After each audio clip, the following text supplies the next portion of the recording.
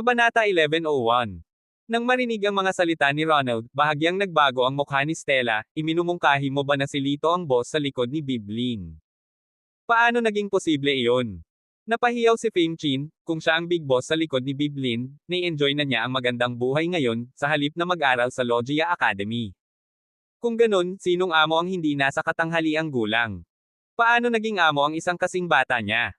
Si Sheldon, na puno ng sama ng loob kay Lito, ay nanunuya, tama, si Lito ay hindi maaaring maging tao sa likod ni Biblin, higit sa lahat, maaaring mayroon lang siyang koneksyon sa kanya. Anyway, regardless of what his real identity is, he's not someone we can afford to offend. You all have to remember that. Malamig na tiningnan ni Ronald si Sheldon, simula ngayon, sa tuwing makikita mo siya, dapat mo siyang tretuhin ng may lubos na paggalang. Walang anumang diskurso ang dapat pahintulutan. Humimik si Fame Chin bilang tugon, ngunit pagkatapos ng isang titig mula kay Ronald, ibinaba niya ang kanyang ulo bilang pagsuko, naiintindihan ko, wala akong planong pukawin siya. Bagamat hindi kumbinsido si Sheldon, siya ay sira, walang trabaho at kailangang umasa sa pamilya Chin para mabuhay, hindi siya nang ahas na magsalita. Stella, dapat kang magsikap na makasama si Lito, mas mabuti pa, kung maaari kang makisali sa kanya, tumingin si Ronald kay Stella na puno ng pag-asa. Hindi komportableng sumagot si Stella, kanina mo pa siya kinukutya sa lahat ng posibleng paraan, paano siya makakabalik ngayon? Tsaka, nagdilim ang ekspresyon ni Stella, maging ang napakarilag at magaling na babae tulad ni Biblin ay sinusubukang makipag-ugnayan sa kanya, paano na lang ako? Buntong hininga. Nang marinig ito, si Ronald ay napuno ng panghihinayang, nagnanais na maibalik niya ang oras. Kung bibigyan ng isa pang pagkakataon, tiyak na ilalagay niya si Lito sa isang pedestal. Kinabukasan, tulad ng sinabi ni Lito, ang lahat ng mga kasosyo sa negosyo ng pamilya Chin ay nagpatuloy sa normal na operasyon, at ang dagdag na pondo na 1 bilyon ay iniksyon sa kapital ng pamilya. Partikular na hiniling ni Ronald kay Stella ang numero ng telepono ni Lito upang ipahayag ang kanyang pasasalamat, ngunit direktang tinanggihan ni Lito ang tawag. Gayunpaman, hindi naman nagalit si Ronald, siguro abala siya sa hindi mabilang na mga bagay araw-araw, paano siya magkakaroon ng oras para makitungo sa mga taong katulad ko. Normal lang. Sa gilid, tiningnan ni Stella ang malaking pagkakaiba sa ugali ng kanyang ama bago at pagkatapos, at pagsasalita na namangha. Sabado, pumunta si Lito sa kumpanya ni Biblin. Unang iniulat ni Biblin ang sitwasyon ng operasyon ng kumpanya sa kanya, pagkatapos ay hindi na makapaghintay na imbitahan siya sa hapunan. Nagpunta sila sa isang high-end na steak restaurant kung saan ang mga parokyano ay may posibilidad na magkaroon ng malalim na bulsa, kaya't ang madalas na kumakain doon ay mga mayayamang tao na may maayos na pananamit. Sa sandaling pumasok si Biblin, lahat ng mata ay nasa kanya. Nakasuot siya ng white office lady suit, maayos at elegante, highlighting her slender and sleek figure. Lalo na ang dalawang magagandang binti sa ilalim ng kanyang masikip na palda, na bahagyang nakatago sa loob ng kanyang itim na medyas, ay nakaramdam ng makati sa kanilang mga puso habang sila ay gumagalaw ng ritmo sa kanyang matikas na mga hakbang. Tila sanay na si Biblin sa ganitong uri ng atensyon, kung tutuusin, siya ay isang kilalang mamumuhunan sa bansang Lux, at maraming beses nang lumabas sa mga magazine at telebisyon. Malaki ang fanbase niya. Magkahawak kamay siyang naglakad kasama si Lito, nang hindi lumilingon, diretso sa nakareserbang mesa. Nang makita nila si Lito, na nagmamahal kay Biblin, maraming lalaki ang tumingin ng may galit. Pagkaupo, walang imik na sinabi ni Lito, sinusubukan mo bang sunugin ako? Si Biblin, na binaliktad ang menu na ibinigay ng server, ay ngumisi, hindi naman, malinaw na nakadaragdag ito sa iyong prestihiyo. Kung gayon, kailangan kong magpasalamat sa iyo. Sabi ni Lito sa pabiro na tono. Paf! Hindi napigilan ni Biblin na takpan ang kanyang bibig sa pagtawa. Nang makita ang pagtawa ni Biblin, napahiyaw ang mga tao sa paligid. Napakaganda. Karaniwang ipinakikita ni Biblin ang kanyang sarili bilang isang reyna ng yelo. Bagamat napakaganda niya, katulad ng isang celestial na nilalang, bihira para sa kanya ang magpakita ng isang ngiti. Kahit na noong nakipagkita siya sa pangulo ng pinakamataas ng ibang bansa, nakasabit lang siya sa gilid ng kanyang bibig at ang kanyang mga mata ay walang anumang tawa. Kahit na minsang binigyan siya ng isang misteryosong bilyonaryo ng pinakamalaking brilyante sa mundo, nanatili siyang walang pakialam at mahinahong tumanggi. May kasabihan sa mundo ng negosyo, ang tawa ng kagandahang Lin ay mas mahirap makuha kaysa sa paglalakbay sa buwan. Sa pag-iisip tungkol sa lahat ng ito, ang mga tao sa paligid ay nagngangalit ang kanilang mga ngipin dahil sa paninibugho. Kung matagumpay na tao ang kanilang karibal, aaminin nila ang pagkatalo. Ngunit ang lalaking ito ay tila walang dating. Parang ordinaryo siya sa labas. Anong karapatan niyang maupo sa pantay na katayuan sa kagandahan ni Lin? Sa puntong ito, hindi na nakatiis ang isang lalaking naiinip na nakasuot ng suit. Naglakad siya papunta sa mesa ni Biblin na may dalang isang baso ng red wine. Miss Lin, kanina pa. Gusto ko sanang mag-propose ng toast sa'yo. Bahagyang ngumiti ang lalaki, kumikislap ang palso nito sa suot niyang magarbong gold watch. Sinulyapan siya ni Biblin at tumayo para magalang na sabihin, si Director Yang pala. Kung ito ay ibang tao, dahil sa katayuan ni Biblin, madali siyang tumanggi. Ngunit si Chad Yang ang may-ari ng real estate ng Yang, na lubos na nakikipagtulungan sa kanyang kumpanya. Ang mga interes ng dalawang pamilya ay malalim na magkakaugnay, at hindi kayang hindi bigyan ng mukha ni Biblin. Magalang niyang kinuha ang baso ng alak at humigop sa kanya. Nang makita si Biblin na umiinom na kasama niya, si Chad Yang ay nakaramdam ng labis na kasiyahan, kahit na sinulyapan si Lito. Noong huli kong inimbitahan si Miss Lin, sabi mo wala kang oras. Mukhang mayroon ka ngayon. Maaari ba akong humingi ng appointment sa iyo? Malugod na iniaya ni Chad Yang. Gayunpaman, sa buong proseso, tinatrato niya si Lito na parang wala siya, na siyang sukdulang kahihiyan. Nakaramdam ng kaunting awkward si Biblin at sumulyap kay Lito. Halos hindi na niya nagawang makipagkita kay Lito. Hindi siya maaaring sumang-ayon kay Chad Yang kahit anong mangyari. Paumanhin, wala akong oras ngayon, sabi ni Biblin, nakadate ako. Isang date? Sa ilang sandali, ang mga taong palihim na nakikinig mula sa gilid ay napuno ng matuwid na galit. Si Miss Lin ay talagang nakikipag-date sa lalaking iyon. Ano siya sa tingin niya? Si Chad Yang ay sobrang sama ng loob, sinulyapan si Lito at walang pakialam na sinabi, pasensya na, hindi ko napansin kanina. Ano ang relasyon mo kay Miss Lin? Ang kanyang pangalan ay Lito Argel, at siya ang aking. Hindi sigurado si Biblin kung anong termino ang magiging angkop sa ilang sandali. Pagkatapos ng ilang pag-iisip, ang kaibigan ay tila ang pinakamahusay na salita. Magsasalita pa sana siya, biglang tumawid ang kamay ni Lito sa mesa at hinawakan siya. Ang relasyon namin, dapat kitang-kita mo na ngayon, di ba? Pang-aasar niya, nakatingin kay Chad Yang. Tinitigan ni Chad Yang ang kamay ni Lito sa ibabaw ng kamay ni Biblin. Nanginginig ang mga kalamnan sa gilid ng kanyang mga mata, nangangati na putulin ang kamay ni Lito. Ang kamay na lagi niyang pinapangarap na hawakan, hindi pa niya nahawakan pero naaga na ito ng ibang lalaki. Maaari ko bang tanungin kung para saan si Mr. Argel na narito? Ako, si Chad Yang, ipinagmamalaki ko ang aking sarili sa pagkakaroon ng malawak na network ngunit nalaman kong medyo hindi pamilyar ang iyong mukha. Sinuri ni Chad Yang si Lito, ang kanyang ngiti ay hindi umabot sa kanyang mga mata. Saglit na nag-isip si Lito, hindi ako maihahambing kay Boss Yang, isa lang akong doktor ng tradisyonal na local medicine. Hindi rin masama iyon. Nagsalita si Chad Yang nang may maliwanag na kabaitan, habang ang pang-aalipusta ay nagsimulang lumabas sa mga sulok ng kanyang bibig. Bagaman hindi ito kumikita ng malaking pera, ito ay isang paraan pa rin para matustusan ang sarili. But speaking about this, I'm rather curious. Magkano ang pera ng isang tradisyonal na lokal na doktor sa isang taon? Tumingin si Chad Yang kay Lito na may sarkastikong layunin. Being like me, doing business just so-so, the annual income would be a mere few hundred million. Bagamat hindi gaanong yaman, hindi isyo ang ibigay ang buhay na gusto niya kung mag-asawa ako. Hindi direktang pinuri ni Chad Yang ang kanyang sarili, pagkatapos ay tumingin kay Lito. Ang bawat tao'y pinaikit ang kanilang mga tainga, naghihintay sa sagot ni Lito. Bilang isang tradisyonal na lokal na doktor, hindi posibleng kumita ng malaki. Siguradong mahihiya siya mamaya. Gayunpaman, ang sagot ni Lito ay lampas sa inaasahan ng lahat. Sa pangkalahatan ay hindi ako naniningil para sa mga konsultasyon, mahinahong sinabi ni Lito.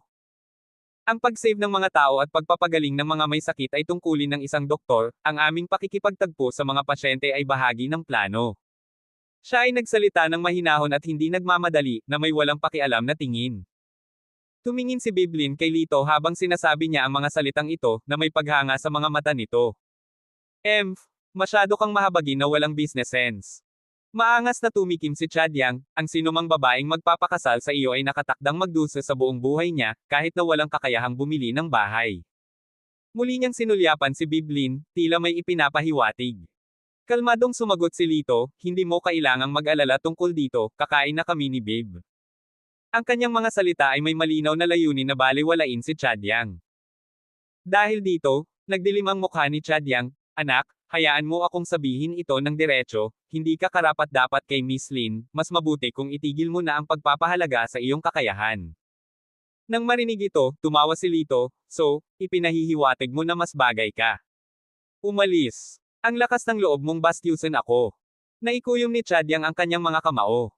Gayunpaman, sa isang malamig na tingin mula kay Lito, si Chadyang ay pawis na pawis, ang takot ay bumabalot sa kanyang puso.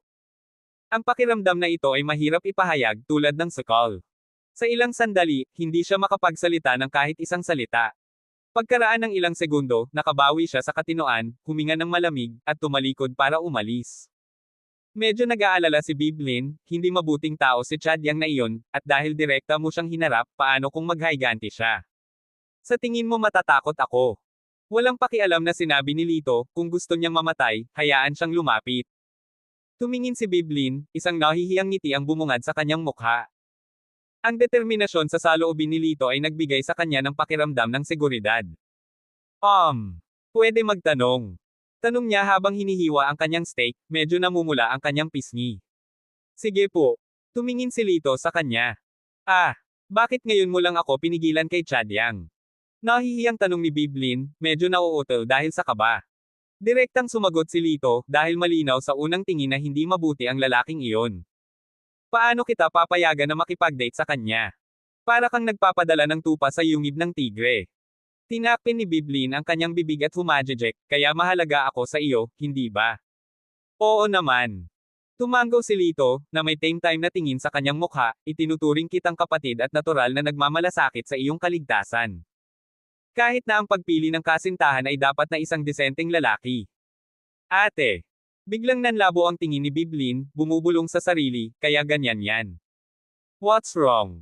Masama ba ang pakiramdam mo? Napansin ni Lito na biglang lumambat ang kilos ni Biblin at mukhang hindi siya maganda. Umiling si Biblin, ngumiti sa kanya, okay lang ako. Bakit parang medyo namumula yung mata mo? Masyado ka bang napagod kanina? Huwag ka ngang masyadong busy, hindi ko ine-expect na malaki ang kikitain ng mga asset na yan. Sabi ni Lito na may pag-aalala.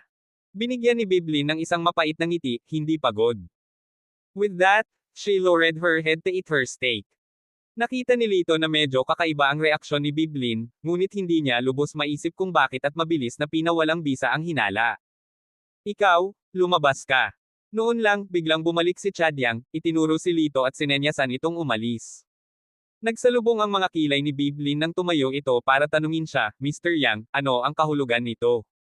Miss Lin, ang bagay na ito ay walang kinalaman sa iyo. Ako, si Chadyang, ay hindi kailanman nainsulto ng sinuman, at hindi ko siya papakawalan ngayon. Malamig na tinitigan ni Chadyang si Lito. Samantala, mahigit 100 mga security guard na nakasuot ng itim, na matikas ang lahat, ang lumitaw sa likod ni Chadyang, na mukhang nakakatakot. Kabanata 11:02. Chadyang, maging mas magalang kay Lito. Hindi na niya kayang pigilan pa ang kanyang katahimikan, kumunot ang kilay ni Biblin at sinabing, ito ay isang pampublikong lugar, wala kang karapatang sabihan siyang umalis. Hehe, kakabili ko lang nitong restaurant. Ngayon, ako na ang boss dito. Tumayo si Chadyang ng mataas at ipinagmamalaki, sa ngayon, inuutusan ko siyang umalis bilang may-ari. Kung tumanggi siya. Sa isang matalim na ngiti, itinuro ni Chadyang ang mga security guard sa likod niya, kung gayon, huwag mong sisihin ang mga security guard sa pagiging malupit.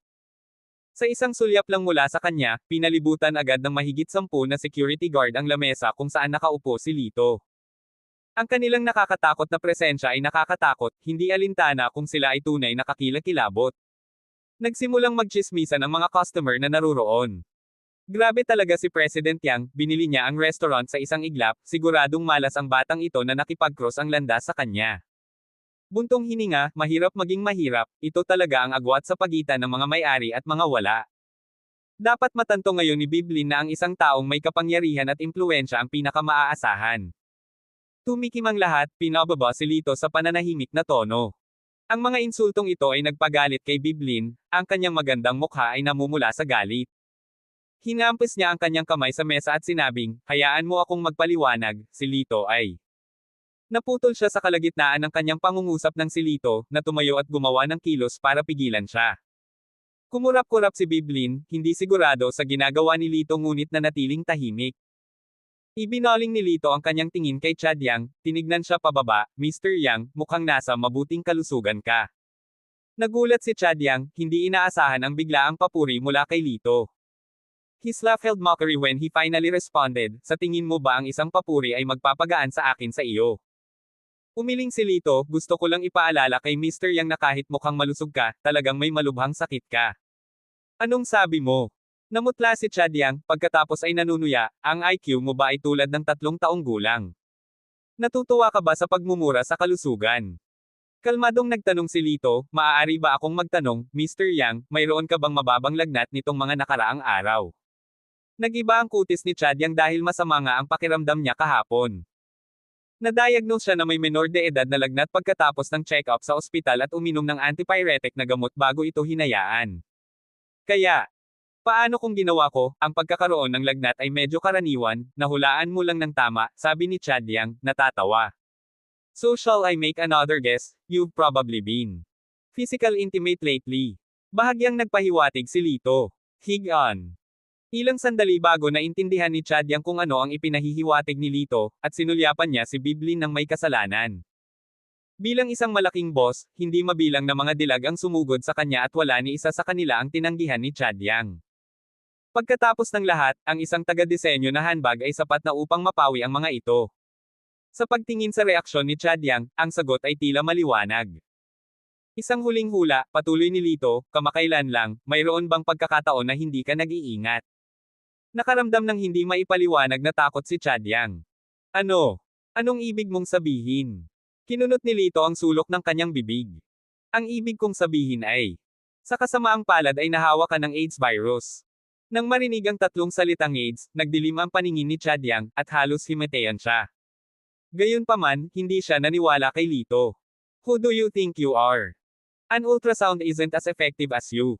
You think by merely looking at me, you can diagnose what disease I have. Sumigaw ng hysterically, sumigaw si Chad Yang, tanggalin ng sinungaling na ito dito. Ang mga taong nakapaligid sa kanila ay tumango bilang pagsang-ayon, sa paniniwalang si Lito ay nagsasalita ng walang kaparirikon. Pagkatapos ng lahat, ang pagdiagnose ng AIDS ay isang napakakomplikadong proseso. Upang i-claim ang isang tao ay maaaring gawin ito sa pamamagitan lamang ng pagtingin dito. Baloney yan. Paano niya basta-basta naninirang puri sa mga tao? Tama, sinasabing may AIDS, sobrang nakakasira. Lahat ay puno ng reklamo kay Lito. Naramdaman din ni Biblin na nagmamadali si Lito, ngunit dahil nagtitiwala ito sa kanya, pinili niyang tumayo sa tabi nito. President Yang, ang mga medikal na kasanayan ni Lito ay mahusay. Sa tingin ko dapat kang magpasuri. Sinabi ni Biblin, kung tutuusin, nasaksihan ng lahat na tama ang hula niya tungkol sa iyong lagnat sa simula. Fine, magpapakuha ako ng dugo para sa test ngayon, hintayin mo na lang ang pambubugbog na makukuha mo. Inutusan ni Chad Yang ang security guard na subaybayan si Lito, at ipinatawag din ang kanyang pribadong doktor para magpakuha ng tubo ng dugo para sa pagsusuri sa ospital. Makalipas ang halos 1 oras, habang casual na humigop ng tsaa si Chad Yang, dumating ang mga resulta ng ospital. Pinandilatan niya si Lito na may malamig na ngiti. Hintayin mo lang. Pagkatapos ay pinindot niya ang answer button. Hello, ano ang mga resulta? Ano ang sinabi mo? Nagpositibo ako sa virus, paano ito posible? Kung ano man ang sinabi sa telepono ay nanlaki ang mga mata ni Chad Yang at agad na nawala ang kulay sa kanyang mukha. Ang doktor sa kabilang dulo, na sanay sa mga taong tulad niya na tumangging tanggapin ang katotohanan, ay mahinahong sinabi, walang pagkakamali sa mga resulta, Mr. Yang, dapat mong simulan ang paggamot sa lalong madaling panahon. Ibinaba ni Chad Yang ang kanyang telepono, mukhang desperado na siya at napaluha. Ang mga tao sa paligid niya ay natigilan. Hindi nila inaasahan na totoo ito. Muli silang tumingin kay Lito, nagbago ang kanilang tingin. Upang masuri ang AIDS sa pamamagitan lamang ng visual na inspection, ito ay talagang kaima-himala. Sa sandaling ito, si Chad Yang ay napuno ng panghihinayang. Ang AIDS ay walang lunas. Kahit na ang gamot ay maaaring magpahaba ng buhay, ang kalidad ng buhay ay tumatagal ng matinding heat, at siya ay mamumuhay ng isang buhay na puno ng pagdurusa. Bigla siyang tumingin kay Lito ng desperado. Iyan, esenti mo Iracle Doctor, kung ma-diagnose mo ang AIDS ko, dapat ay mapapagaling mo ako, di ba? Iyan ay kalahati ang kanyang mga mata ay parang isang lalaking nakakapit sa kanyang huling nagil iligtas buhay na dayami. Kaya ko. Direktang tumugon si Lito, ngunit hindi kita gustong iligtas. Hinawakan ni Chad yang si Lito, apurahang sinabi, babayaran kita, 10 milyon, 50 milyon, 100 milyon. Gayunpaman, nanatiling hindi natinag si Lito. Namula ang mukha ni Chad yang sa galit, at sa kawalan ng pag-asa, nagbanta siya, kung tumanggi kang pretuhin ako, hindi ka makakaalis dito ngayon. Utos niya sa mga security guard, bugbugin mo siya hanggang sa magbago ang isip niya. Ang mga security guard ay nagpalitan ng hindi tiyak na mga tingin, sa pag-aakalang ang kanilang amo ay nabaliw ngunit hindi pa rin maiwasang makiramay sa kalagayan ni Lito. Ngunit wala silang karapatang tumanggi sa utos ng amo, kaya nag-atubili silang itinaas ang kanilang mga kamao at sumugod.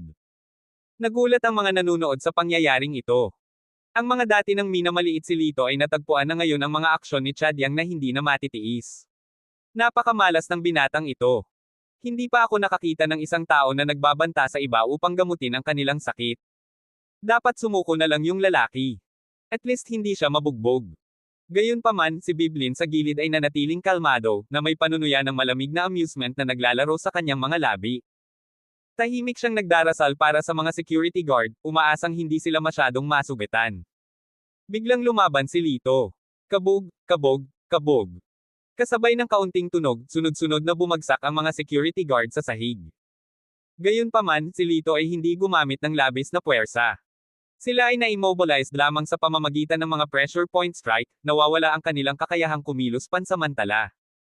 Sa sandaling ito, nagulat ang lahat, tumayo silang lahat, nakatingin kay Lito na puno ng paghanga. Isang mythical doctor na may ganoong katapangan. Hindi nakakagulat na si Biblin ay kusang manatili sa kanya. Ang mga babaeng minsang minamaliit si Lito ay nagpahayag na ngayon ng mapanlinlang na paghanga para sa kanya, na nagnanais na palitan si Biblin at gawing kanila si Lito. Ipinatong ni Lito ang kanyang mga kamay sa likod, tinitingnan si Chad Yang na may titig na puno ng awa. Si Chad Yang sa una ay nawala ng salita dahil sa sorpresa. Hindi siya tanga na nakamit ang mahusay na tagumpay sa kanyang karera. Nakikita ang mga aksyon ni Lito at isinasaalang-alang ang saloobin ni Biblin sa kanya. Sa wakas ay napagtanto ni Chad Yang na ang binatang ito na nagsasabing siya ay isang doktor ng local medicine ay hindi isang ordinaryong tao. Siya lang din ang posibleng bumuhay sa kanya. Thump! Lumuhad siya ng mariin sa sahig, kuya, nagkamali ako. Pakiusap ko, iligtas mo ako. Kanina lang bastos ako sayo, pwede mo akong batukan, pag-alitan, kahit ano. Nakikiusap ako. Pagkatapos magsalita si Chad Yang, nagsimula siyang yumuko sa sahig, hindi nagtagal ay napuno ng dugo ang kanyang ulo, at halos himetean siya. Si Lito ay nanatiling hindi natinag. Nakaramdam ng simpatsya si Biblin at hinaila ang manggas ni Lito, siguro. Dapat mo siyang tulungan. Dahil nakiusap si Bib sa akin, sa palagay ko matutulungan kita. Walang pakialam na sabi ni Lito kay Chad Yang. Si Chad Yang, na tinulungan lang ng security guard, ay tuwang-tuwa sa balita.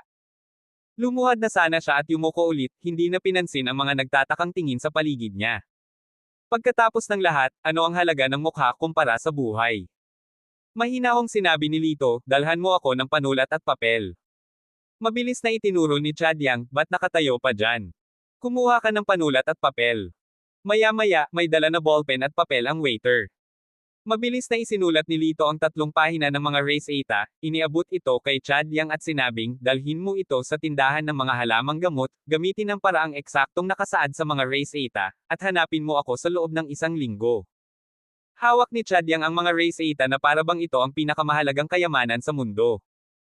Someone, na may pupunta para sa akin ng medicines, no wait, ako mismo ang gagawa. Habang papaalis na siya dala ang mga race eta, parang may naalala siya. Mabilis niyang tinanong si Lito, Kuya, maaari ko bang makuha ang numero ng iyong telepono? Para mas madali para sa akin na makipag-ugnayan sa iyo. Ibinigay ni Lito sa kanya ang kanyang numero ng telepono. Salamat, kuya. I'll contact you in a week. Sana hindi kita istorbohin, yumuko si Chad Yang at tumango. Sa pintuan, tila may naalala siya, tumalikod at kumaway kay Biblin, Palm, hipag. Umiinom si Biblin ng tubig nang may isang boses na bumulaga sa kanya, halos mabulunan siya. Nang makita siyang umuubo ng marahas, bahagya siyang tinapik ni Lito sa likod. Pulang-pula ang mukha niya at namumula ang tenga. Nang makitang nagpipigil ng tawa si Lito, napatitig lang siya sa kanya nang walang magawa. Ang mga tao sa paligid, na nakasaksi sa kanilang matalik na pagkilos, ay hindi na nagkikimkim ng inggit, bagkos ay napuno ng paghanga. Tunay na isang laban na ginawa sa langit. Pagkatapos ng maliit na interlude na ito, nawala ng gana sina Lito at Biblin at nagpasyang umalis sa restaurant. Personal silang nakita ng manager ng restaurant at ni-wave pa ang kanilang bill. Paglabas ng restaurant, iminungkahi ni Lito, dahil hindi tayo kumain ng marami, may alam akong malapit na kalye ng pagkain. Paano kung pumunta tayo doon para magmeryenda? Bahagyang tumango si Biblin, mukhang maganda. Hindi sumakay ng kotse ang dalawa, mas piniling maglakad doon. Pagkaraan ng halos 5 minuto, huminto ang lakad ni Lito at huminto rin siya. Si Biblin ay sumulyap sa kanya nang may pagtatanong, anong problema? Ngunit hindi tumitingin sa kanya si Lito. Sa halip, bahagyang lumingon siya, tumaas ang boses, lumabas ka, kanina mo pa kami sinusundan. Nagulat na pagtanto ni Biblin na may bumubuntot sa kanila. Hindi niya napansin. Lumingon si Lito, nakatingin sa mga palumpong sa gilid ng kalsada. Pagkaraan ng ilang sandali, isang payat na batang babae ang lumitaw mula sa mga palumpong. Ibinaba ng batang babae ang kanyang ulo, tila nahihiya upang salubungin ang tingin ni Lito. Bakit mo kami sinusundan? Napakaamo ng tingin ni Lito, dahil masasabi niyang hindi nagbabanta ang babae, at walang intensyong pumatay sa kanya. Marahil sa takot sa kahangahangang aura ni Lito, nanatiling tahimik ang dalaga. Nang makita ni Biblin ang pagiging mahiyain ng babae, malumanay na hinimok ni Biblin, sagutin mo siya, hindi kanya sasaktan. Tila nabuhayan ng loob, itinaas ng batang babae ang kanyang ulo, ang kanyang malalaking dalisay na mga mata ay dilat, yumuko siya kay Lito, gusto kitang sundan para matuto ng medisina. Kabanata 11:03. Hindi ako tumatanggap ng mga disipulo, casual na tugon ni Lito sa babae. Ang babae ay tila hindi nasaran ng loob, bagkus ay mas matigas ang ulo, kung hindi ka sumasang-ayon, susundan kita hanggang sa pumayag ka. Napansin ni Lito na nagsalita ang babae ng may kaunting accent, ngunit hindi niya matukoy ang pinagmulan nito. Maganda ang dalaga, maayos ang pananamit, at higit sa lahat, ang ganda ng aura nito na para bang nagmula sa mayamang pamilya. Bumalik ka at mamuhay ng isang marangal na ginang. Mahirap ang pag-aaral ng medisina, hindi ka nababagay dito. Sa mga salitang iyon, tumalikod si Lito at naglakad palayo. Sinundan siya ni Biblin, bumulong-bulong, hindi ka ba masyadong cold-hearted? Mukhang sincere ang babaeng iyon. Nasa likod ni Lito ang kanyang mga kamay at maluwag na sinabi, kung umatras siya dahil sa kaunting salita ko, talagang hindi siya angkop sa gamot. Tumigil sandali si Biblin, kaya sinusubok mo lang siya. Sa sumunod na oras, patuloy na sinusundan ng batang babae si Lito mula sa malayo, hindi ito iniistorbo o sumusuko. Tinapos ni Lito at Biblin ang kanilang pagkain at naghanda ng umalis ng makarinig sila ng sigaw mula sa labas ng kainan. May doktor ba dito? Isang matandang babae ang nahimatay. Nang marinig ito, lumabas si Lito upang makita ang isang pulutong na nabuo sa isang bilog at isang lola na nakahiga sa gitna habang ang kanyang kamay ay nasa kanyang dibdib. Masakit ang ekspresyon niya. Malinaw, inaatake siya sa puso. Nang makita ito, ang mga tao sa paligid, bagaman medyo nag-aalala, ay hindi naglakas loob na lumapit at magbigay ng kamay. Ito ay dahil ang matandang babae ay mukhang napakahina. Kung may nangyaring sakuna, sino mang nagpasyang mamagitin ay maaaring managot. Kung sila ay makatagpo ng mga extortionist sa kanyang mga kamag-anak, ito ay katulad ng pagtalon sa Yellow River ngunit hindi pa rin nakakapaglinis ng sarili.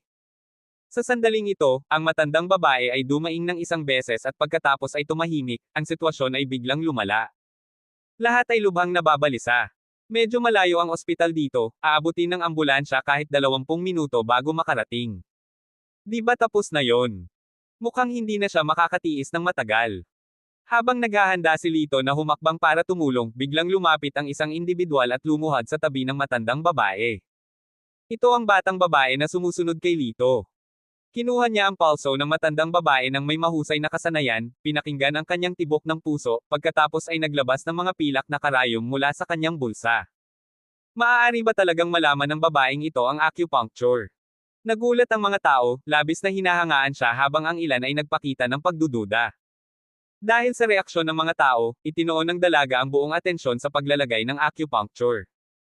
Makalipas ang 10 minuto, matapos ang sesyon ng acupuncture, sa wakas ay nakahinga ng maluwag ang dalaga, pinunasan ng pawis sa kanyang noo. Gayunpaman, bahagyang bumuti ang kalagayan ng matandang babae, na natili itong walang malay. Nanay. Sa sandaling ito, isang gulong-gulong lalaki na nasa katanghaliang gulang ang sumugod, at sinulyapan ang matandang babae sa sahig, "Ano ang ginawa mo sa aking ina?" Matiyagang nagpaliwanag ang dalaga, "Biglang inatake sa puso ang iyong ina, at sinisikap kong iligtas siya." Kalokohan, laging nasa mabuting kalusugan ang nanay ko, paano kaya siya nagkaroon ng sakit sa puso? Siguradong ginulat mo siya sa pagkahimatay. Galit na nagtanong ang lalaki sa isang nagbabantang poster. Hindi ko siya ginalaw, ang iba ay maaaring sumaksi. Sabi ng dalaga. Ang iba ay tumango at nagsabi, ang matandang babae ang unang nahimatay. I don't believe it, you must have all made this up. Hinablat ng nasa katanghaliang gulang na lalaki ang damit ng dalaga, "Ikaw ang naging dahilan ng pagkaganito ng mama ko, anong ginawa mo?" Ang batang babae, na hindi pamilyar sa ganitong uri ng sitwasyon, ay natakot hanggang sa puntong namutla ang kanyang mukha, "I was just trying to save someone." I-save mo ang iyong mga palusot, kung hindi ka makabuo ng 5,000 ngayon, hindi kita bibitawan. Puno ng mali siya ang mukha ng nasa katanghaliang gulang na lalaki. Noon lamang napagtanto ng publiko na sinusubukan ng lalaki na pagsamantalahan ang sitwasyon. Kilala ko siya, ang pangalan niya ay Junjo. Isa siyang notorious tattler dito, may mga utang sa sugal, sinaktan pa niya ang sarili niyang nanay. May ulong. Kaya pala, ang mga nanunood na unang nakiramay sa dalaga, ay biglang hindi nang ahas na humakbang pasulong upang magsalita. Babayaran mo ba? Nabaluktot ang mukha ni Jun sa galit, nagbabanta sa babae. Sa deadlock na ito, lumabas si Lito at sinabi kay Jun, pabayaan mo siya. Natigilan si Jun, tinitigan si Lito, "Nishan, umalis, hindi na kailangan ng iyong heroic rescue dito." Ayoko na ulitin. Bahagyang nanlamig ang mukha ni Lito. Si Jun ay hindi nabigla, still wet behind the ears, "Yet you dare challenge your brother Jun, you're sick of living." Binitawan ni Jun ang babae, at humakbang patungo kay Lito ng may kahangahangang paraan. Lumaki siya sa mga thugs, madalas makipag-away, ipinagmamalaki ang pagkakaroon ng ilang mga kasanayan sa pakikipaglaban. Nang makitang hindi masyadong matibay si Lito, hindi niya sineseryoso si Lito. Pagkatapos magmura, nakagawian niyang tinulak si Lito. Agad na hinawakan ni Lito ang kanyang palso, pumihit ng husto, at napasigaw si Jun sa sakit. "Ikaw, hindi kita bibitawan, bitawan mo." Nagmura si Jun, ngunit hindi nagpatinag si Lito, sa halip ay nagpalakas pa. Nakiusap ang mga nanonood, "Bilasan mo, hayaan mo na lang siya, hindi pushover si Jun, may mga tao sa likod niya." Oo, may mga tao sa likod niya. Ngumisi si Lito, "Pagkatapos ilabas mo sila, gusto ko silang makilala." Ikaw. Maghintay ka lang. Nang walang pakialam sa kanyang ina na nakahandusay sa sahig, tumakbo si Jun palayo sa sandaling bitawan siya ni Lito.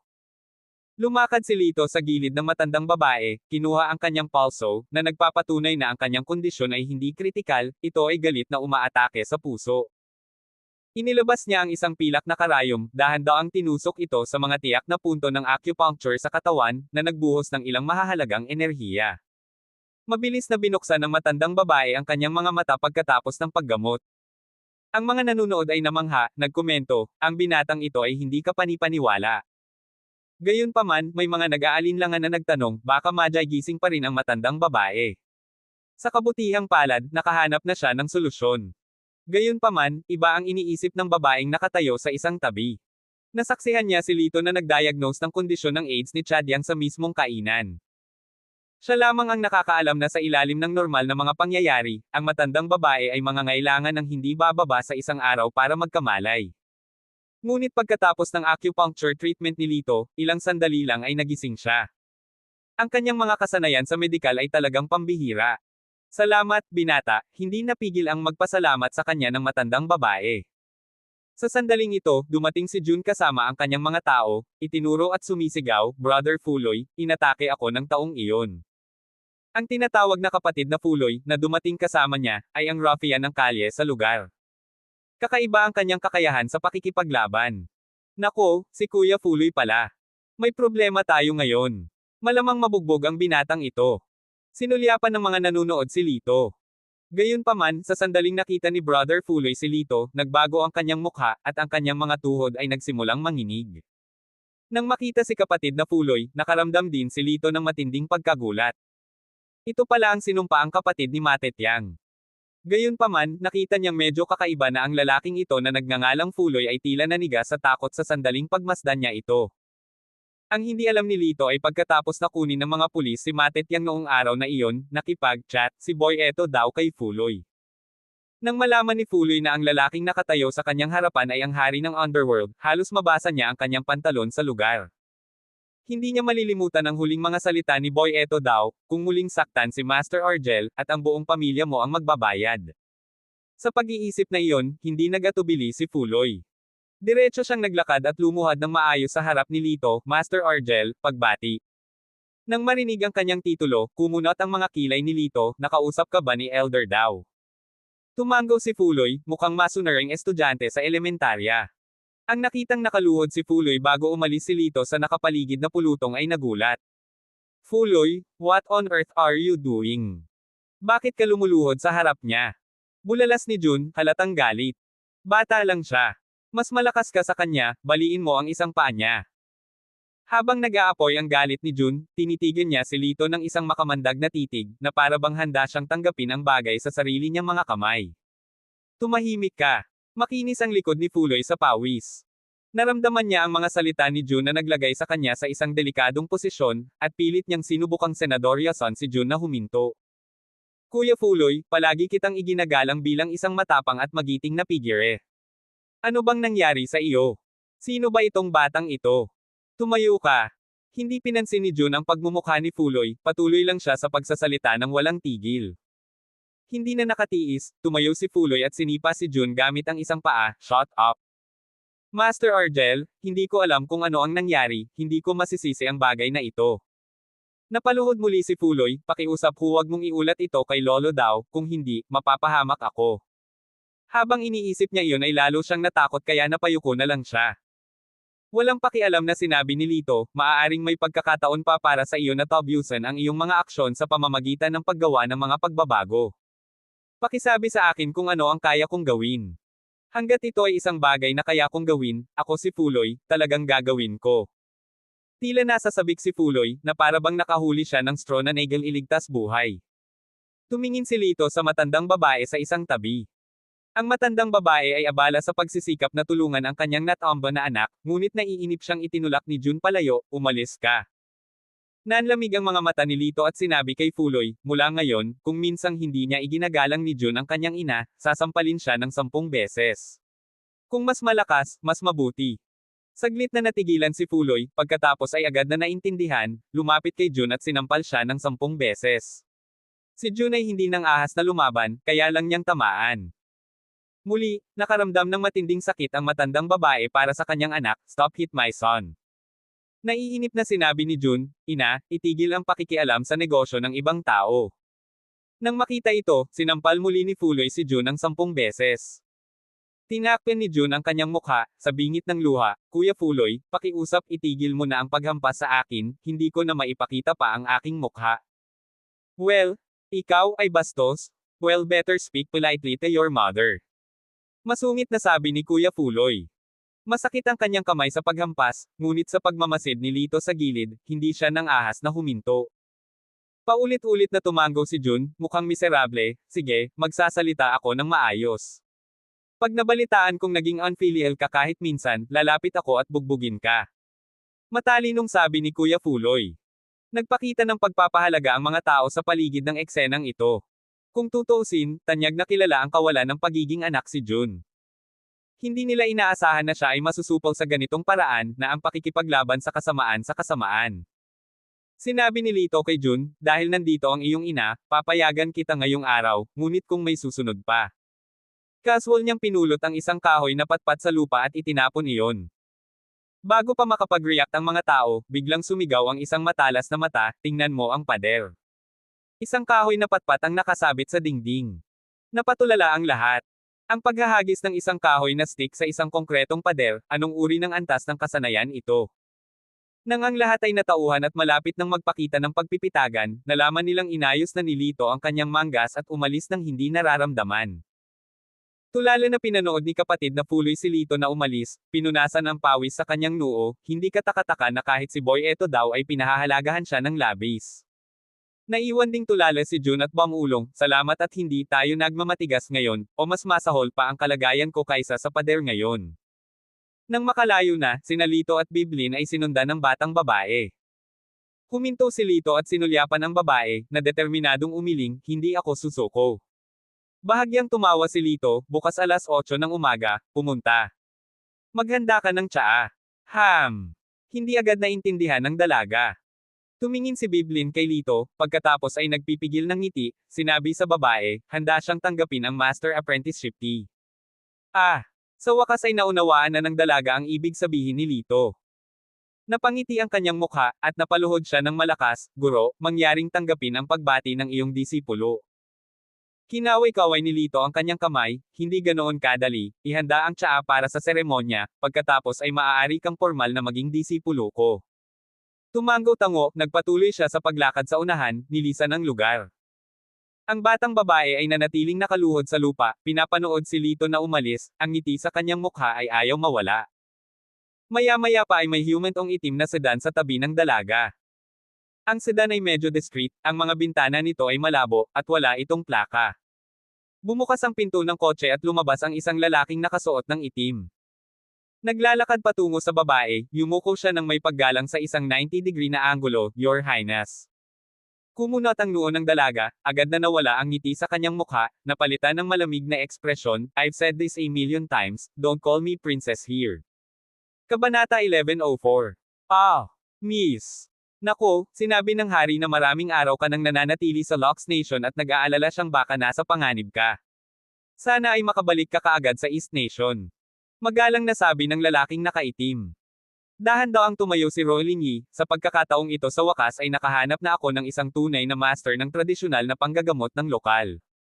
Kailangan kong mag-aral kasama siya sandali. Kapag may nagawa na ako, babalik ako. Ito. Maaaring hindi pumayag ang hari. Awkward na sinabi ng lalaking nakaitim, bukod dito, kumuha na ang hari ng master ng tradisyonal na local medicine sa mataas na sweldo. Bakit kailangan mong maglakbay hanggang sa Lox Nation para matuto? Ikaw, bilang prinsesa ng East Nation, ay lumuhad sa isang sibilyan sa Lox Nation. Iyan ay talagang nakakababa sa iyong katayuan. Pasensya na sa pagiging outspoken ko, kahit superb ang medical skills niya, hindi niya deserve ang pagluhod mo. Puno ng pagsuwi ang tono ng lalaking nakaitim. Ang local medicine ay isang malalim na larangan, ngunit sa kasamaang palad, kakaunti ang tunay na nagmana nito, at karamihan ay nagpapanggap lamang na may kakayahan.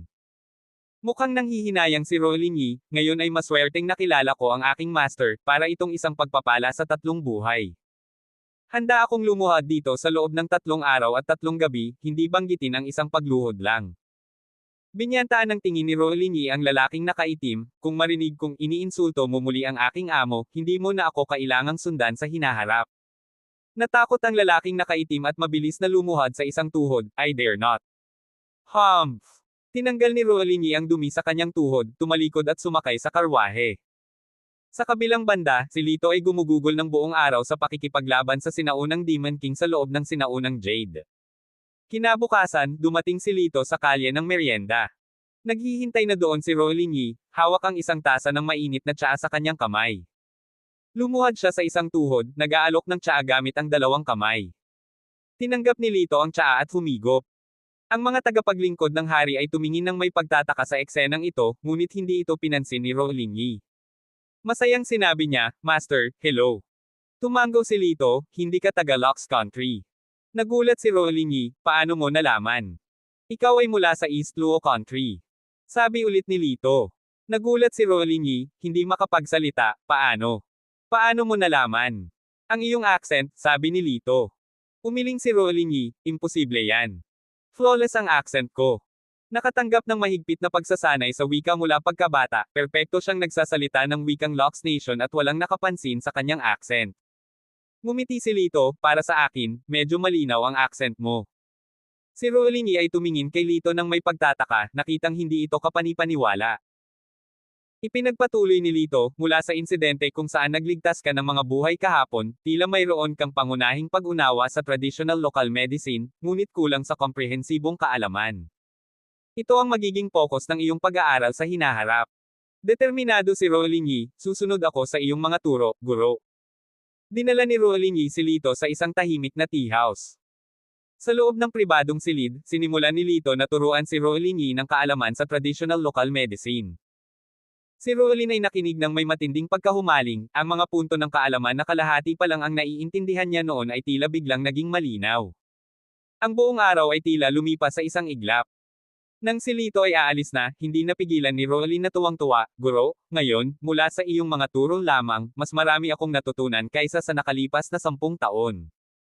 Tumanggaw si Lito, "Iyon na lang para sa araw na ito. Master, ihahatid na kita sa labas para sa hapunan." Walang ibang salita, hinawakan ni Rolin ang manggas ni Lito, kinaladkad siya patungo sa isang restaurant. Hindi tumanggi si Lito, nauunawaan na ito ang paraan ni Rolin para ipakita ang kanyang pasasalamat. Nang matapos silang kumain ay madilim na sa labas. Paglabas nila ng restaurant, desyerto ang mga kalsada. Nakakailang hakbang lang sina Lito at Rolin nang biglang huminto si Lito. "Anong problema?" tanong ni Rolin. Itinaas ni Lito ang kanyang kamay para senyales na manatiling tahimik. "Tumayo ka sa likod ko," utos niya. Bago pa makapagtanong si Rolin, nakita nila ang dalawang figure na umuusbong mula sa malapit na eskinita. Isang matangkad at isang maikli, matulin at matatag ang kanilang mga paa habang papalapit. Sa kanilang poster, malinaw na sila ay sinanay ng mga manlalaban. Ang kanilang hitsura sa lugar na ito, sa oras na ito, ay malinaw na may masamang hangarin.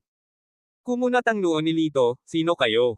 "Hehe, hindi bagay kung sino kami," sagot ng matangkad. "Kuya, ang taong ito ay malapit ng mamatay, bakit hindi sabihin sa kanya? It would be considered a kind act." Panunuya ng maikli. "Fine, sasabihin ko sa kanya." Bahagyang tumawa ang matangkad, "Ako ang kaliwang tagapangalaga ng Crimson Valley, Jangkon." Ang mas maikli ay idinagdag, "Ako ang tamang tagapangalaga ng Crimson Valley, Ranling." Crimson Valley. Bahagyang tumawa si Lito, "Pinadala ka ng babaeng iyon dito. Tama, pinatay mo ang kataypa ng aming ginang, naglabas siya ng pabuya sa iyo, sinumang pumatay sa iyo ay tatanggap ng 10 bilyong pera." Sabi ng matangkad na pinagsalikop ang mga kamay. Isang matamis na ngiti ang ibinigay ni Lito, "Natatakot ako na hindi mo ito kayang kolektahin. Mayroon kang ilang mga kasanayan, na kayang patayin ang kataypa ng aming ginang." Ang mas maikli ay nakipagchat sa isang nakakaaliw na tono, gayunpaman, kapag pareho ang kaliwa at kanang tagapangalaga ng Crimson Valley ay kumilos, hindi alintana kung sino ito, maaari lamang silang year-okon sa ilalim ng aming mga paa.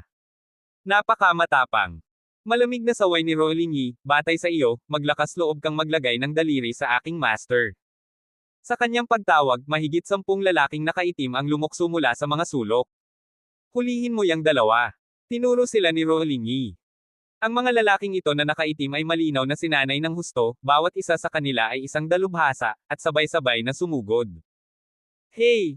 Akala ng grupo ng mga walang kwenta ay mapipigilan nila tayo." Ang mas matangkad ay lumuwa ng may pagkadisdain, isang bahagi ng isang malambot na letigo ang naganap sa kanyang kamay. Sa isang hagupit ng letigo, dalawa sa mga lalaking nakaitim ang brutal na binugbog at bumagsak sa sahig. Ang mas maikli ay mas mahusay sa paggamit ng mga lihim na armas. Sa isang bahagyang paggalaw ng kanyang kamay, mahigit 10 darts ang pinaputukan, at lahat ng lalaking nakaitim ay nahulog sa sahig. Ang mga lalaking nakaitim na bumagsak sa sahig ay may itim na mukha at bomubula ang bibig. Nagbago ang mukha ni Rolling Yi, "Ano, nalason na sila. Ang iyong mga lalaki ay nahawahan ng aking kakaibang nakakalaso na gamot. Mamamatay sila sa loob ng 30 minuto, at walang lunas." Ang mas maikling lalaki ay mukhang matagumpay. Bahagyang namula ang mga mata ni Rolling Yi. Pinoprotektahan siya ng mga taong ito mula noong maraming taon na ang nakararaan. "Sinong nagsabing walang lunas?" Bahagyang nagsalita si Lito, "Hanggat ang iyong ulo ay ipapahid ng pabalik-balik sa sahig, ibibigay mo ang antidote." "Humph! Kahit sino kayang magsalita ng malaki." Ang mas maikling lalaki ay malamig na nagpahayag ng kanyang paghamak. Ang matangkad ay umiling ng panunuya, ang mga taong nasa bingit ng kamatayan ay talagang walang kahihiyan sa kanilang pagmamayabang. Sa sandaling matapos siyang magsalita, ang kanyang malambot na letigo ay inilunsad na may humihiging tunog na nakatutok kay Lito. Umiwas si Lito, nag-iwan ng malalim na bakas kung saan tumama ang letigo sa semento na kalsada. Kung ito ay dumapo sa isang tao, ito ay walang alinlangan na nagdulot ng malalim na sugat na umabot sa buto. Malamig na tumikim ang matangkad, muling hinampes ng kanyang letigo. Nang malapit nang umiwas si Lito, isang tinig ng sinaunang ninuno ang biglang umalangaw-ngaw sa kanyang isipan, huwag kang umiwas, ang letigo na ito ay ginawa mula sa balat ng isang banal na hayop, hayaan mo siyang hagupitin ka. Hindi nakaimik si Lito, hindi ba ako magkakaroon ng matinding pinsala? Ikaw na walang muwang, sagot ng boses ng sinaunang ninuno, nandito ako para protektahan ka, ano ang kinakatakutan mo? Gusto mo bang isama ang ika-6 na banal na artifact o hindi? Ngumisi siya. Nag-aatubili na tumango si Lito, fine. And with that, he stood his ground, hindi na umiiwas. Inakala ng matangkad na lalaki na siya ay natakot na walang alam at malamig na tumawa, sa maliit na kasanayan, mayroon kang lakas ng loob na magsalita ng malaki, maghanda upang makilala ang iyong gumawa. Pak! Umalangaw-ngaw ang isang tumitili na tunog habang ang letigo ay ganap na dumapo sa likod ni Lito, na nagdulot ng labis na pagsabog ng mga spark. Ang matangkad, madilim na figure ay ngumisi, sa pag-aakalang walang pag-aalinlangan na si Lito ay tiyak na nagdusa ng matinding pinsala. Gayunpaman, sa mas malapit na pagsusuri, ang kanyang nanlalaking mga mata ay nagrehistro ng lubos na hindi paniniwala. Imposible. Nakita niya si Lito na nakatayong hindi nasaktan sa kanyang kinatatayuan, ang kanyang buhok ay hindi kahit katiting na magulo, pati siya ay hindi nasugatan. Nanghina ang mga binti ng matatangkad na karakter dahil sa pagtataka. Pagkatapos ng lahat, ang kanyang letigo ay ginawa mula sa gawa-gawang balat ng hayop, at nagawa nitong mag-fill kahit isang bakal na plato. Nangangahulugan ba ito na ang katawan ng batang lalaki ay mas matibay pa sa isang bakal? Imposible. Hindi pwedeng mangyari yon. Kinaway-kaway niya ang kanyang braso sa tila galit na galit, at nagpatuloy sa pagharap kay Lito ng ilang daang hampas gamit ang kanyang letigo. Lumipad ang mga kislap sa lahat ng direksyon, pinipinta ang gabi na kasing liwanag ng araw. Ngunit si Lito ay nanatiling ganap na tahimik, hindi naapektuhan tulad ng isang estatwa. Ang maikling karakter at si Rolingi ay parehong natigilan sa kanilang mga kaibuturan. Sa kalaunan, ang matangkad na figure, humihingal ng husto, ay tumigil at lumitaw na parang naubos ang lahat ng kanyang lakas. Nang iangat niya ang kanyang tingin upang tingnan si Lito, halos mabalisa siya.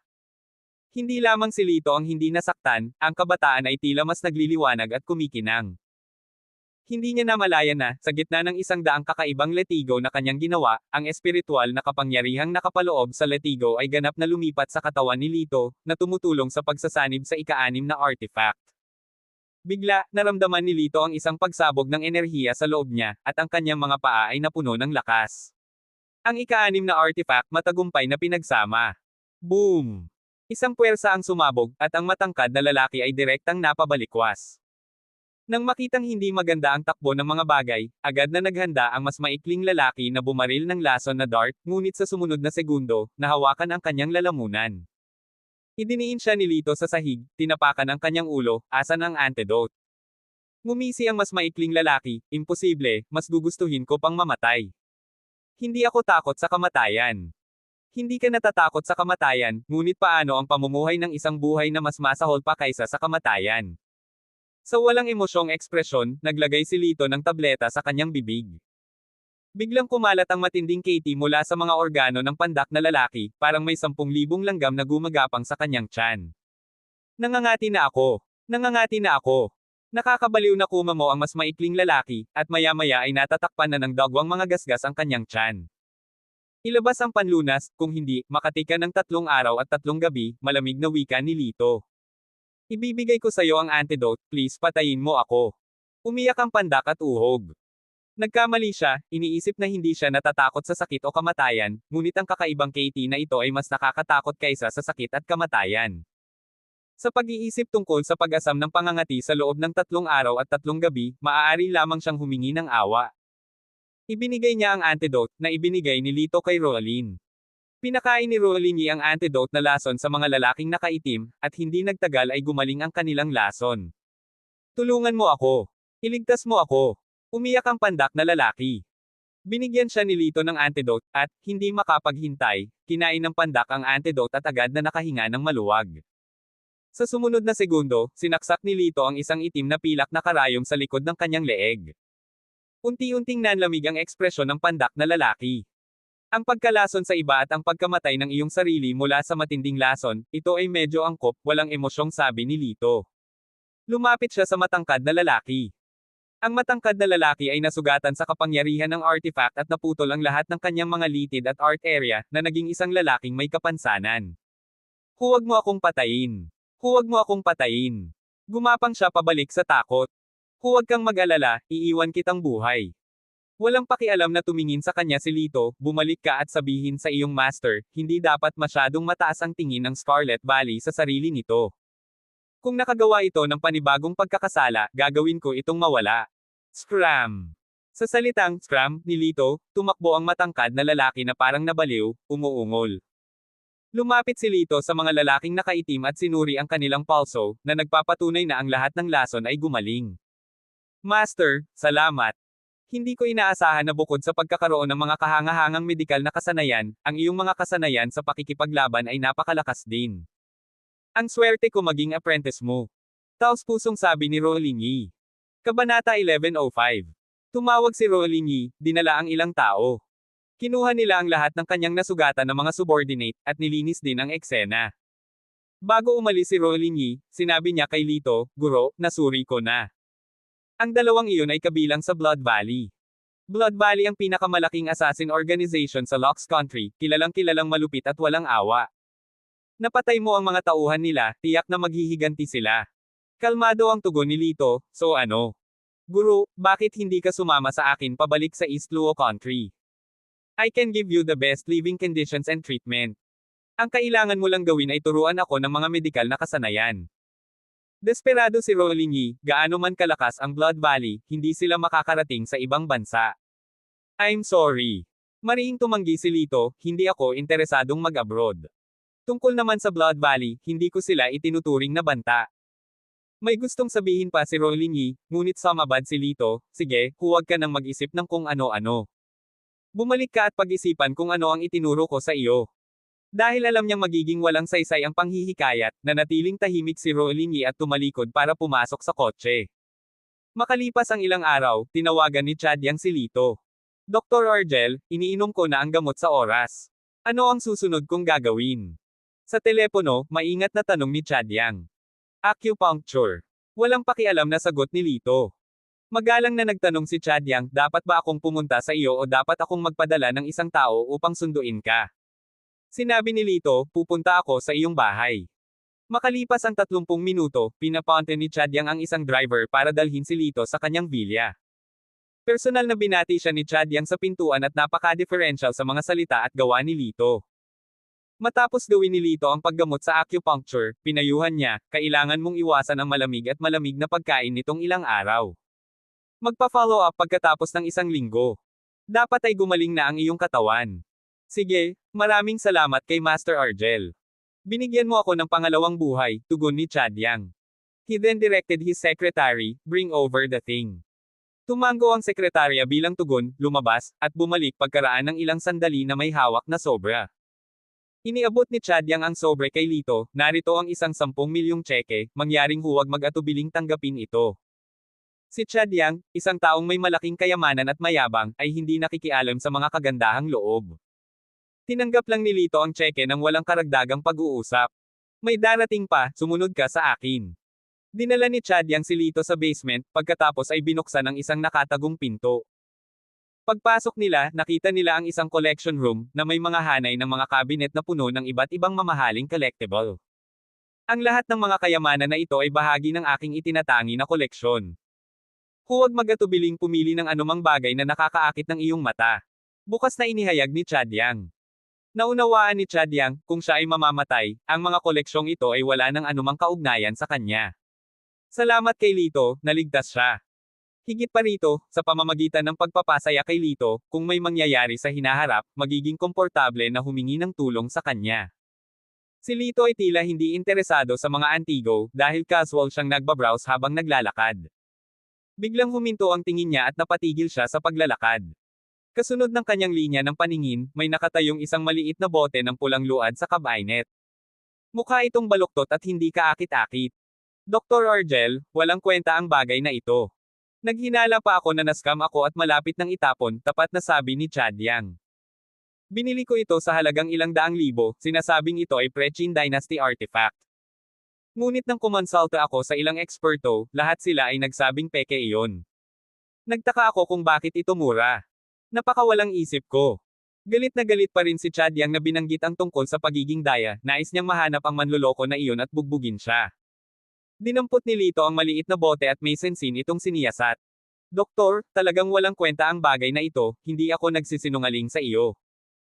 Kahit anong pirasong pipiliin mo rito ay mas mabuti kaysa rito, hindi napigilan ni Chadyang na magpaalala muli, sa pag-aakalang hindi siya pinaniwalaan ni Lito.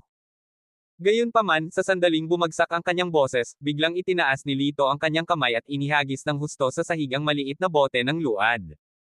Sa isang kalabog, nabasag ang bote. Ah! Doktor, kahit peke ito, hindi mo na kailangang durugan. Ilang daang libo ang ginastos ko dito, nagulat si Chadyang sa biglaang pagkilos ni Lito. Ngunit parang hindi narinig ni Lito ang kanyang sinabi. Siya ay nag-squat down, meticulously rumming sa pagitan ng mga fragments. Humalaklak si Chadyang pagkaraan ng ilang segundo at sinabing, Divine Doctor, hindi ka ba masyadong nag-iisip? Ito ay isang piraso lamang ng basura, paano ito maaaring? Biglang tumigil ang kanyang mga salita, nanlaki ang kanyang mga mata sa sobrang gulat. Dahil kakahanap lang ni Lito ng isang bagay na kumikinang na parang ginto sa mga pira-piraso ng bote. Ito ay tila isang tableta, na may marka ng masalimuot at maliliit na ron. Habang inihayag ang bagay, ang basement ay napuno ng isang hindi maipaliwanag na kababalaghan na nagre-refresh sa isipan ng isang tao. Ito ay nakakita na si Chadyang ng maraming kahangahangang mga bagay noon, at agad na napagtanto na ito ay talagang pambihira, na humahantong sa pagsisisi na bumubulusok sa loob niya dahil sa hindi niya napansin ito ng mas maaga. Gayunpaman, sa kanyang sariling pagtatanggol, sino ang aasahan na makahanap ng ganoong bagay na nakatago sa isang bote? Sa simula, wala siyang ideya kung paano nalaman ni Lito na mayroong isang bagay sa bote. Hindi ko rin alam. Umiling si Lito habang naramdaman lang niya ang mahinang aura na nagmumula sa bote kanina. Ang kakaiba ay ang bote mismo ay payak at karaniwan, kaya't napagpasyahan niya na ang bote ay dapat maglaman ng ilang lihim. Sa hindi inaasahan, may nahanap talaga siya. Ito ay talagang isang kayamanan. Habang nakikiusyoso si Lito, isang nasasabik na boses mula sa kanyang mga ninuno ang umalingaw-ngaw sa kanyang isipan, Phoenix Peel. Nataman si Lito sa pangalan ng marinig niya ito, ano ang Phoenix Peel? Tulad ng ipinahihiwatig ng pangalan, ito ang gininto ang elixir na isinilang noong bumagsak ang sinaunang banal na hayop na Phoenix. Ito ay isang bagay ng matinding yang sa pagitan ng langit at lupa, na may malakas na espiritual na kapangyarihan. Kung ginamit ng may kasanayan, makakatulong ito sa isang tao na malampasan at maging isang celestial na nilalang. Boy, ang swerte mo talaga. Shockled ang matandang ninuno. Kapag naiisip ko kung gaano karaming mga angka ng Diyos at mga angka ng demonyo ang nakipaglaban para lamang makuha ang isang Phoenix Elixir sa mga taong iyon. Sino ang mag-aakala na sa mundo ngayon kung saan kakaunti ang espiritual na enerhiya, ito ay matatagpuan sa ganoong lugar? Nagulat si Lito, hindi niya inaasahan na makakatanggap ng ganoong kayamanan sa pamamagitan lamang ng pagliligtas ng isang tao ng random. Tunay nga, ang mabubuting gawa ay ginagantimpalaan. Tinapik ni Lito ang balikat ni Chadyang, ako ay lubos na nasisiyahan sa iyong regalo. Kaya kung ibigay ang iyong isang kahilingan, hanggat hindi ito lumalabag sa mga prinsipyo ng hustisya. Nang marinig ito, natuwa si Chadyang, salamat, Divine Dr. Argel. Tumanggaw si Lito, pagkatapos ay nagpaalam kay Chadyang. Pumunta siya sa isang liblib na sulok ng Luo Lake Park at naiinip na kinuha ang Phoenix Peel. Old Ancestor, paano ko gagamitin ang item na ito? Ang matandang ninuno ay dahan-daang sumagot, sa iyong kasalukuyang antas ng kasanayan, hindi mo ito maa-activate. Ano? Biglang nabigla si Lito, maaari mo ba itong buhayin, kung gayon? Kaya ko nga. Gayunpaman, ang Phoenix Elixir ay isang item ng utmost yang. Kung i-activate ko ito, maaaring hindi mo makontrol ang kapangyarihan nito at panganib na maligaw. Huminga ng malalim ang matandang ninuno, mula sa sinaunang panahon hanggang sa kasalukuyan, may hindi mabilang na mga magsasaka na natukso ng mabilis na mga tagumpay at naligaw sa landas ng paglilinang. Ang kasakiman ng isang sandali ay nanganganib sa daan-daang taon ng paglilinang sa kanal. Nakakaawa at nakakalungkot na sitwasyon. Tila naintindihan ni Lito ang isang bagay at sinabi, sa kabutihang palad, nasa akin ang gabay ng aking matandang ninuno. Basta naiintindihan mo, huwag mo akong galitin in the future. Huminga ang matandang ninuno. Saglit na nag-iisip si Lito, pagkatapos ay masayang sinabi, Old Ancestor, base sa kasalukuyang progress ko, gaano katagal bago ma-activate itong Phoenix Peel? Nakapagsama ka na ng 6 na divine artifact, ngunit hindi mo pa nagagamit ang kanilang tunay na kapangyarihan. Batay sa kasalukuyang sitwasyon, kailangan mong magsama ng hindi bababa sa 2 upang ma-activate ang Phoenix Pill, mahinahong sagot ng matandang ninuno. Huwag kang magmadali, pagdating ng panahon, natural kong sasabihin sa'yo. Hindi ba ako pwedeng mabalisa? Bulong ni Lito sa kanyang puso, ngunit nananatili ang isang maliwanag na ngiti sa kanyang mukha. Kung gayon, bibilisan ko ang aking paglilinang. Sa mga sumunod na araw, walang tigil na nakikipaglaban si Lito sa Demon King sa loob ng sinaunang Jade. Dahil sa motibasyon ng paparating na Phoenix Pill, sumulong si Lito, mabilis na pinahusay ang kanyang mga kakayahan. Di nagtagal, ang ikapitong banal na artifact ay nagpakita ng mga palatandaan ng pagsasama. Isang araw, pinatay ni Lito ang 10 Demon Kings ng sabay-sabay. The old ancestor clocked his tongue, tignan mo ang sarili mo, wala ka bang pakialam sa sarili mong buhay? Hindi ka ba napapagod? Dahan-dahan lang. Umupo si Lito sa lupa, itinukod ang kanyang sarili gamit ang kanyang mga kamay, ang kanyang katawan ay puno ng sariwang dugo. Gayunpaman, ang dugong ito ay hindi sa kanya, kundi sa mga Demon Kings na pinaslang malapit sa kanya. Hey, I am not tired. In fact, I find it exhilarating, he responded with a wide grin. Mabuti, may patutunguhan ka, at hindi mo sinayang ang aking mga Jin, masayang pahayag ng matandang ninuno. Matandang ninuno, alam mo ba ang terminong Jins? Naguluhan si Lito, ito ay tila isang modernong termino. Hindi ko alam noon, ngunit kamakailan lamang ay binabasa ko ang iyong mga alaala at medyo natuto, makahulugang sabi ng ninuno. Bumilis ang tibok ng puso ni Lito, medyo nakonsensya, medyo tungkol sa. Hehe, tungkol sa modernong lipunan? Sabi ng ninuno na may magaan na ngiti, huwag kang mag-alala, wala akong interes sa iyong mga romantikong escapades. Oh, salamat, Elder, sa pag-iwan sa akin ng ilang personal na espasyo, hinawakan ni Lito ang kanyang ilong, medyo alanganin. Pero ang babaeng Ningbeyo na iyon, bagay talaga siya. Maswerte kang tao, puno ng inggit ang boses ng ninuno, naaalala ko noong bata pa ako at malandi rin, napapaligiran ng hindi mabilang na mga dilag. Ang kabataan ay tunay na kahanga-hanga. Tumigil ka dyan, wala akong interes sa iyong romantikong kasaysayan, tumayo si Lito para umalis. Ungrateful brat. Kung hindi lang ako naging player, wala ka. Angal ng ninuno. Sa sandaling iyon, nagring ang telepono ni Lito. Ito ay isang tawag mula kay Boy Eto daw. Master Argel, nagkakaproblema kami. Ang Blood Valley ay naglabas ng hamon sa kalye, buong puwersa kanilang hinahabol. Bukod pa rito, naglabas sila ng bounty na 100 milyon. Sino mang makakaagaw sa iyong ulo ay tatanggap nito bilang gantimpala, tila labis na pagkabalisa ni Boy Eto daw. Oh, yun ba? Casual na sabi ni Lito. Sinabi ni Boy Eto daw, Master Argel, maaaring hindi mo alam ang sitwasyon sa Blood Valley, ito ang pinakamalaking assassin organization sa ating bansa, na may mahigit 5,000 miyembro sa buong bansa, bawat isa sa kanila ay kilala na napakalakas. Kung talagang lalabas ang Crimson Valley, kahit na ilagay ko ang lahat sa linya, maaaring hindi ito sapat para pigilan sila. Ang pag-aalala ay halata sa boses ni Boy Eto daw. Wala kang pakialam, walang pakialam na sagot ni Lito, haharapin ko itong mag-isa. Master Argel, huminahon ka, ang kalaban ay Crimson Valley, isang kilalang killing machine, paalala ni Boy Eto daw, sino mang individual na mamarkahan nila ay tiyak na mapapahamak ng walang pag-aalinlangan. Tumigil siya, na parang nakikipagdebate sa sarili, bakit hindi? Umalis ka sandali sa lungsod ng Yunjong, at humiga. Tumugon si Lito ng walang pag-aalinlangan, hindi interesado. With that, in-end niya ang tawag bigla. Hawak ang kanyang telepono, napabuntong hininga si Boy Eto daw sa pagkagalit, nabaliw si Master Argel, nagpaplanong harapin ang Crimson Valley ng mag-isa. Iminungkahi ng isa sa kanyang mga tauhan, Ginoong daw, dapat ba tayong tumulong o hindi? Sa bagay, sinabi naman ni Master Argel na wala tayong pakialam, okay lang kung manatiling neutral tayo, di ba? Kinagat ang kanyang mga labi, iginagalang ni Boy Eto daw ang mga kakayahan ni Lito, ngunit kailangang sabihin, si Lito ay masyadong walang ingat sa pagkakataong ito.